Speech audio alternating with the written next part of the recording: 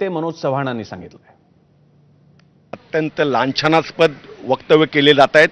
ही जी मस्ती आहे ना, हे केडिया देडिया नावाची जी काही लोक आहेत, ही प्रसिद्धीच्या झोतात राहण्यासाठी हे राजसाहेबांवर अशी ट्विट करून स्वतःला प्रसिद्धी मिळवण्याचा तर घाणेरडा प्रकार चालू आहे. हा माज लवकरात लवकर उतरायला पाहिजेत आणि येणाऱ्या उद्याच्या 5 तारखेला ह्या सगळ्या प्रश्नांची उत्तरं आदरणीय राजसाहेब उद्धवसाहेब देतील आणि त्यावेळेला ह्यांची आमची किंमत काय आहे ते ह्यांना कळल्याशिवाय राहणार आहे. मराठी माणसाची किंमत काय आहे त्यांच्यातल्या ह्यांना कळल्याशिवाय राहणार नाही.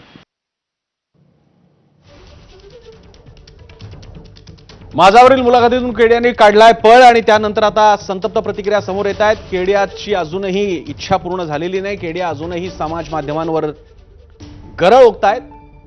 मात्र यामुळे त्यांच्या बाबतीत किंवा अन्य कशाच्याही बाबतीत कुठलाही कायदा सुव्यवस्थेचा प्रश्न निर्माण झाल्यास पोलीस आता कुणाकडे बोट दाखवणार, कुणावर कारवाई करणार हा मात्र प्रश्न आहे.